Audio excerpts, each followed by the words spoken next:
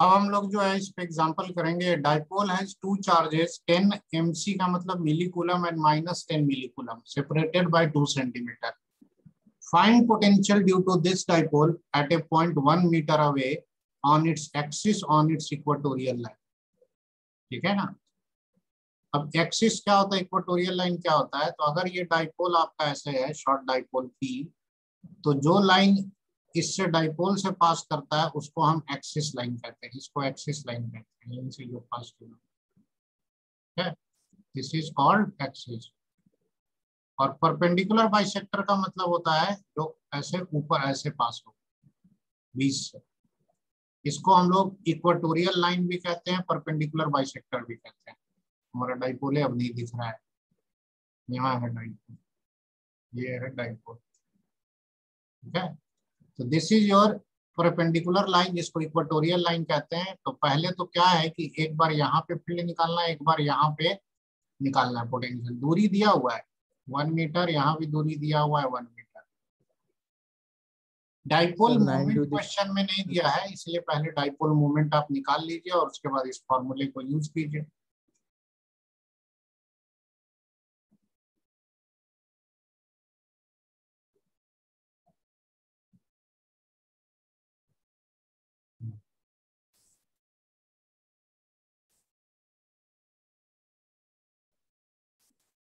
Sir 18 to the power 18 into 10 to the power 4 and 0।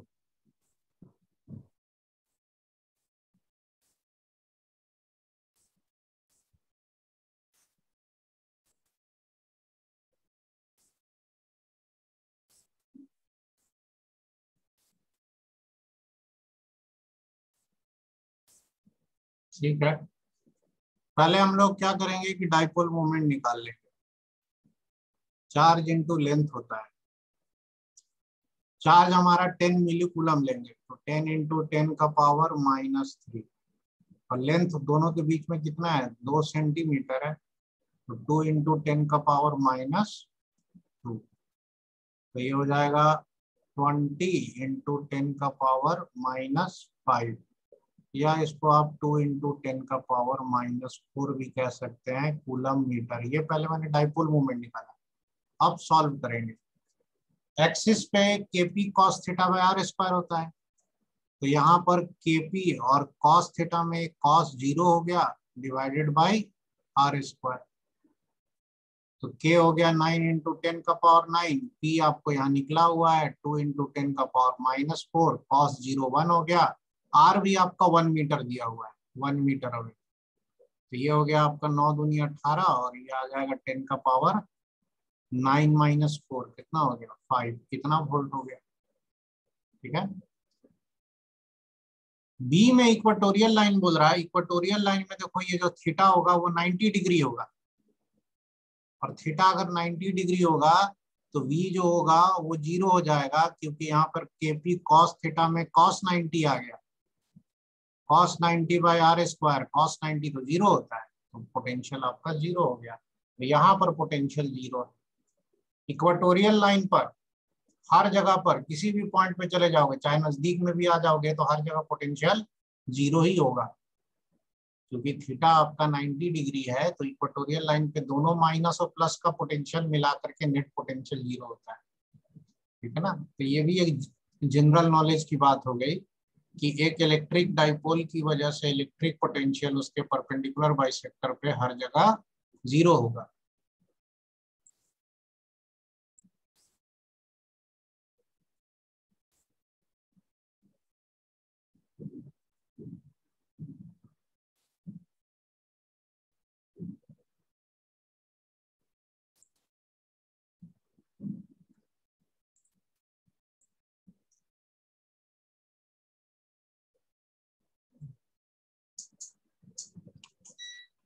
Electric field due to a short dipole, एक short dipole की वजह से electric field कितना होगा। अभी हम लोग क्या निकाल रहे थे, इलेक्ट्रिक पोटेंशियल। देखिए, अगर ये एक शॉर्ट डाइपोल है P, तो P से R डिस्टेंस पर यहाँ पर अगर हम जाएंगे थीटा एंगल पर, तो इलेक्ट्रिक फील्ड जो होता है उसमें दो कंपोनेंट होते हैं। अब वो दो कंपोनेंट क्या क्या होते हैं और किधर किधर, तो एक कंपोनेंट होता है आर की दिशा में ऐसे, और एक कंपोनेंट जो होता है वो आर के परपेंडिकुलर डायरेक्शन में होता है। ये दो कंपोनेंट, ठीक है। एक कंपोनेंट को हम लोग ई आर कहते हैं, ई रेडियल, आर के डायरेक्शन में है तो, और इसको हम लोग ई थीटा कहते हैं। अब इन दोनों का अपना अपना फॉर्मूला होता है और इन दोनों का मिला करके रिजल्टेंट नेट इलेक्ट्रिक फील्ड आता है। ई रेडियल जो होता है वो होता है 2 kp cos theta by R cube, ठीक है ना। उसमें पोटेंशियल से मत कंफ्यूज करना, क्योंकि पोटेंशियल का जो फॉर्मूला था उसमें आपका kp cos theta by R square होता है नीचे में, जबकि इसमें आर क्यूब है। और एक ई थीटा जो होता है kp, ये होता है sine theta divided by R cube. क्योंकि ये दोनों परपेंडिकुलर होते हैं तो इनको मिला करके जो नेट इलेक्ट्रिक फील्ड आएगा, जाहिर सी बात है नेट इलेक्ट्रिक फील्ड इन दोनों का रिजल्टेंट होगा, तो दोनों को मिला करके इस तरह से कुछ आएगा। तो जो नेट इलेक्ट्रिक फील्ड आएगा वो कुछ ऐसा आएगा, है ना। तो वो नेट इलेक्ट्रिक फील्ड कितना होगा इन दोनों का रिजल्टेंट मिला के, तो वो हम यहाँ से निकाल लेंगे। कैसे? तो ई आर का स्क्वायर प्लस ई थीटा का स्क्वायर, ठीक है। अब ई आर और ई थीटा दोनों रखोगे तो देखो केपी और आर क्यूब हर जगह है, तो केपी बाय आर क्यूब को बाहर ही निकाल लो,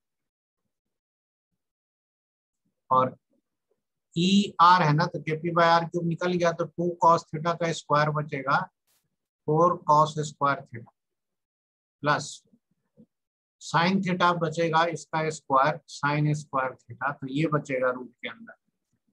केपी बाय आर क्यूब दोनों में था इसलिए मैंने कॉमन निकाल के रख दिया, तो इलेक्ट्रिक फील्ड फिर बचेगा K P by R cube net electric field, और sine square plus cos square theta 1 होता है, तो यहाँ तो 4 cos स्क्वायर थीटा है, तो एक cos स्क्वायर थीटा इसके साथ मिला दो तो 1 हो जाएगा, और बाकी बचेगा 3 cos square theta.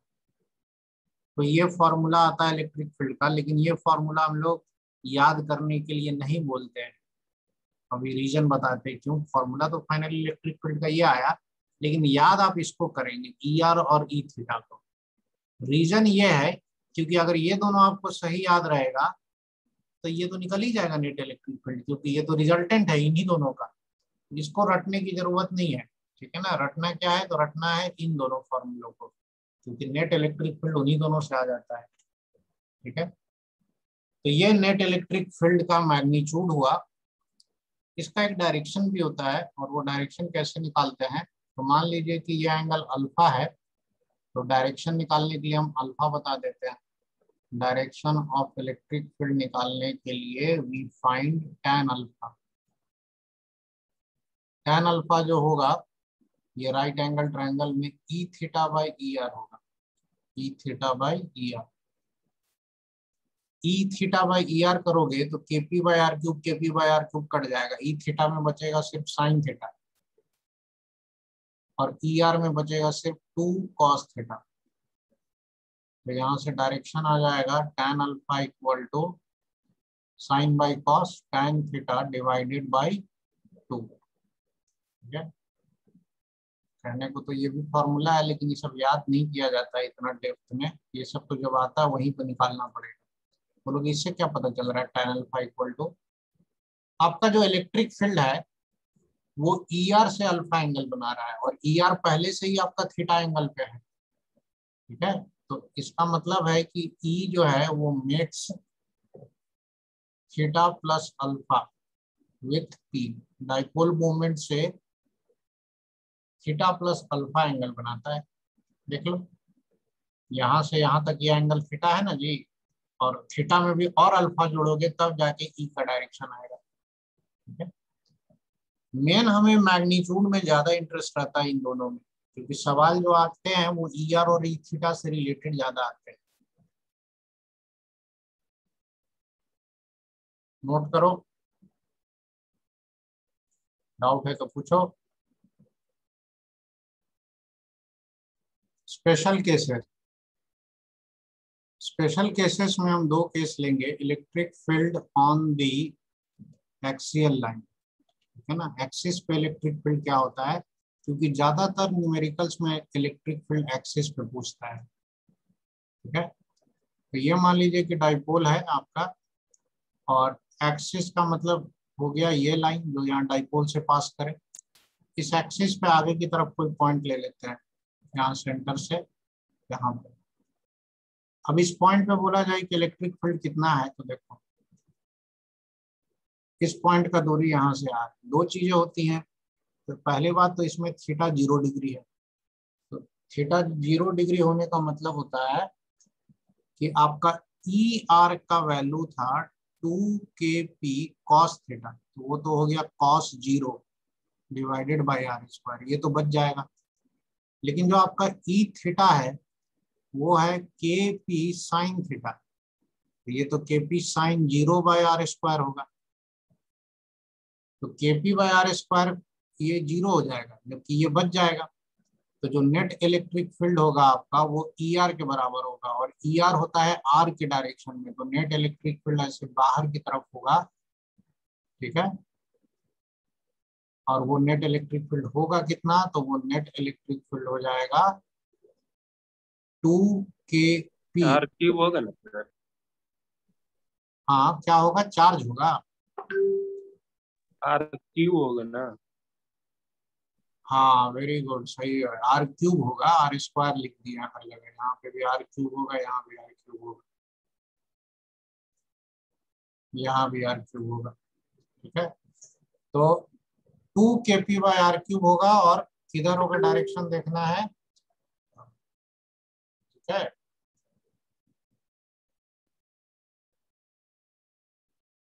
To kp by R cube, चलो ये हुआ एक्सियल लाइन पे। अब एक्सियल लाइन जरूरी नहीं है कि आगे दे, क्वेश्चन में किसी किसी क्वेश्चन में बोलता है कि एक्सियल लाइन पे पीछे भी तो पूछ सकते हैं यहाँ पे। तो ऐसे केस में क्या होगा कि पॉइंट पे यहाँ पर आर डिस्टेंस पर, ठीक है ना, इलेक्ट्रिक फील्ड निकालना है, डाइपोल यहाँ है ऐसे। तो इस पॉइंट पे जब निकालने जाओगे तो आर पीछे हो गया ना, तो इस केस में थीटा पाई हो जाएगा इधर पीछे वाले के लिए, क्योंकि हम लोग डाइपोल में जो एंगल लेते हैं ये थीटा ऐसे लेते हैं। अगर ये इधर गया तो थीटा और बढ़ा, अगर ये लाइन इधर गया तो थीटा बढ़ के आपका कितना हो गया, पाई हो गया, ठीक है।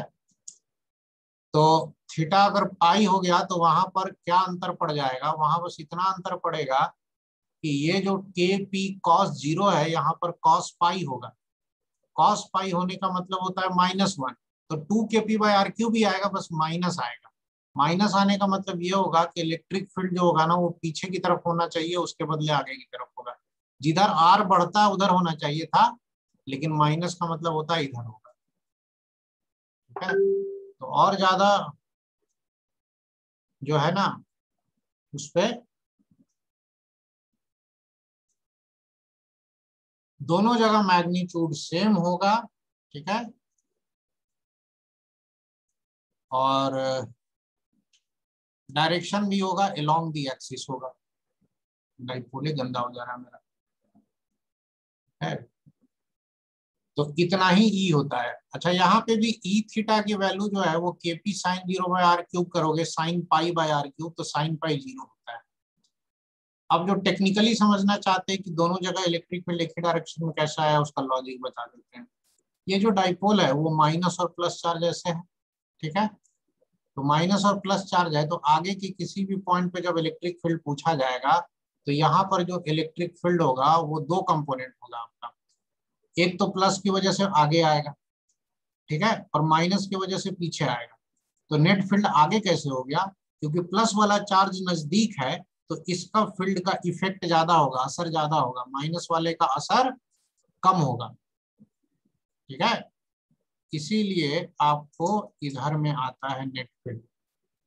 जबकि पीछे के पॉइंट्स पे अगर चले जाओगे तो यहाँ पर माइनस वाला अपनी तरफ फील्ड देगा, प्लस वाला अपने से दूर देगा, लेकिन माइनस वाला चार्ज नजदीक है ना, तो उसका असर ज्यादा होगा, इसीलिए नेट इलेक्ट्रिक फील्ड अंदर की तरफ होगा।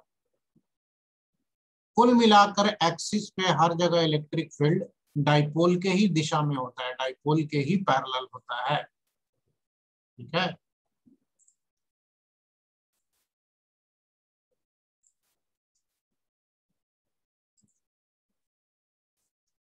इसको नोट कर लो। अगले पेज पे चलते हैं हम लोग, उसमें इक्वेटोरियल लाइन वाला समझाते हैं।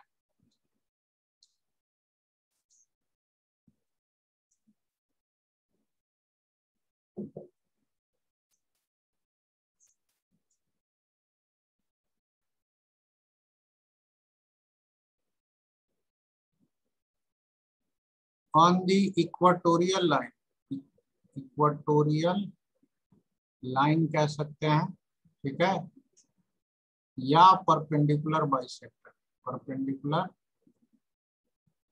बाइसेक्टर। ठीक है,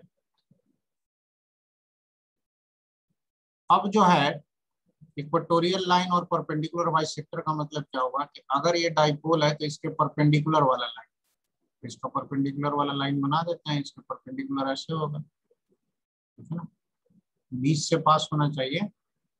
अब इस लाइन पर कहीं पे भी चले जाएंगे r डिस्टेंस पे, तो पहली बात तो ये लाइन जो है वो डाइपोल मोमेंट से 90 डिग्री बना रहा है, थीटा इज 90 डिग्री। ठीक है, तो जो रेडियल कंपोनेंट था वो था 2kp cos 90 upon r3।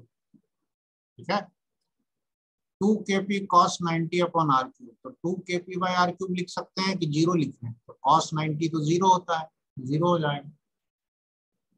E theta जो होता है वो kp sin 90 divided by r3।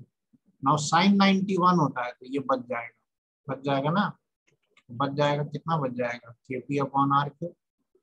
तो देयरफॉर नेट इलेक्ट्रिक फील्ड जो होगा वो यही हो जाएगा, क्योंकि ई आर तो जीरो है, तो kp बाई r3 के बराबर होगा।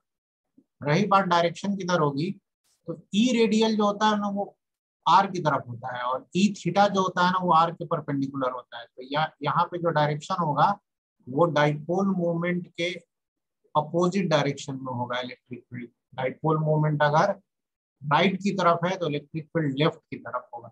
ठीक है, और ये यहाँ पे भी होगा, नीचे में भी करोगे तो सेम ही होता है, इधर ही आएगा, मैग्नीट्यूड भी इतना ही होगा। ठीक है, तो इक्वेटोरियल लाइन पे इलेक्ट्रिक फील्ड डाइपोल मोमेंट के अपोजिट होता है, जबकि एक्सियल लाइन पे यहाँ पे देखो जिधर डाइपोल मोमेंट का हेड था उधर ही एक्सिस पे था, दोनों आगे भी पीछे भी। ठीक है, जबकि इक्वेटोरियल लाइन पे जिधर डाइपोल का हेड होता है उसके अपोजिट होता है और कम होता है, kp बाई r3 होता है। जबकि एक्सिस पे देख लो कितना आया था total, 2kp by r3। Axis पे ज्यादा होता है, इक्वेटोरियल लाइन पे कम होता है। और 90% क्वेश्चन में अगर इलेक्ट्रिक फील्ड पूछता है तो एक्सिस या इक्वेटोरियल लाइन पे ही पूछता है। ठीक है, बाकी रही बात कि सर पीछे क्यों आया आगे क्यों नहीं आया फील्ड, तो उसका लॉजिक देखो क्या है। यहाँ पर माइनस चार्ज है भाई, यहाँ पर क्या है माइनस चार्ज, और यहाँ है प्लस चार्ज, इन दोनों का मिला करके ये नेट फील्ड है। माइनस चार्ज वाला अपनी तरफ फील्ड देता है, जबकि प्लस वाला अपने से दूर देता है। अब देखो ये दोनों मिल करके नेट फील्ड इधर ही ना देगा, हॉरिजॉन्टल तो देगा, समझे, तो वहां से ये हॉरिजॉन्टल आता है। नोट कर लो इसको।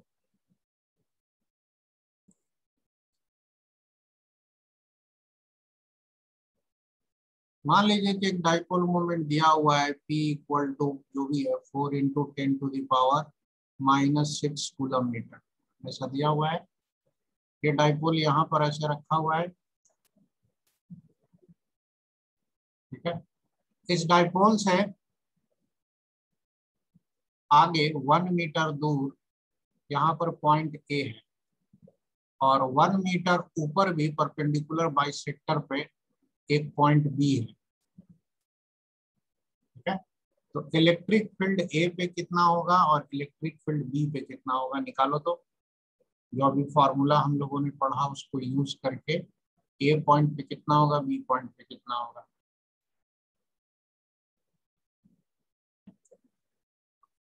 इक्वेटोरियल लाइन पर जो इलेक्ट्रिक फील्ड का फॉर्मूला होता है वो होता है 2kp/r³।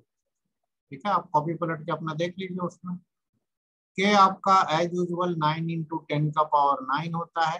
पी जो होता है डाइपोल मोमेंट है और वो क्वेश्चन में दिया हुआ है 4 × 10⁻⁻⁶। आर आपका 1 है, 1 मीटर हमेशा सेंटर से लेते हैं तो 1³ तो 1 ही हो जाएगा। तो ये हो जाएगा 9 दूनी 18 चौके 72, 72 × 10⁻³ ये हुआ ना।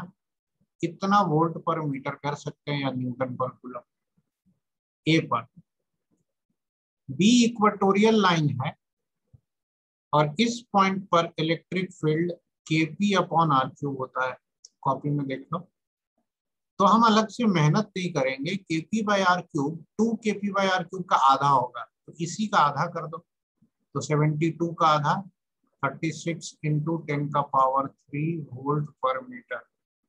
ठीक है। रही बात डायरेक्शन की, तो डायरेक्शन बी पर डाइपोल के अपोजिट होता है और ए पर डायरेक्शन डाइपोल की दिशा में होता है।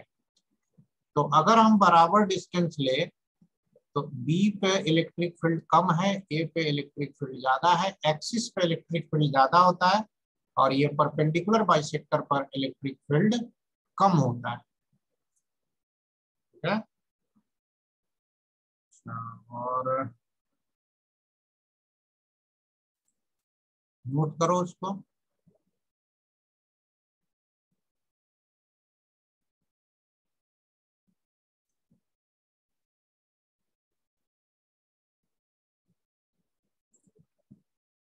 तो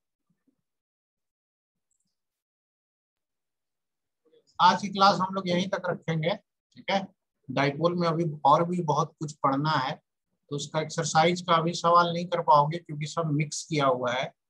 अभी हमने सिर्फ थोड़ा सा पार्ट पढ़ा डाइपोल का, पोटेंशियल और इलेक्ट्रिक फील्ड। ठीक है। तो अगली क्लास में जब हम लोग डाइपोल पूरा पढ़ लेंगे तब सेक्शन एच ट्राई करना है, अभी नहीं करना। अभी जो बोला है ना वो होमवर्क है कि चार्ट पेपर या व्हाइट पेपर पे फॉर्मूला लिखो स्केच पेन से और दीवार पे चिपका लो। जितना भी इलेक्ट्रोस्टैट का फॉर्मूला अभी तक कॉपी में लिखाया गया है और उसको बार बार देखते रहोगे ना तो न्यूमेरिकल भी सॉल्व करने में आसानी होगी और धीरे धीरे 10-15 दिन में याद हो जाएगा। उसके बाद उसको हटा देना। चलो फिर मिलते हैं अगली क्लास में। जो जो नोट कर ले रहे थैंक यू सर। वो क्लास से जा सकता है।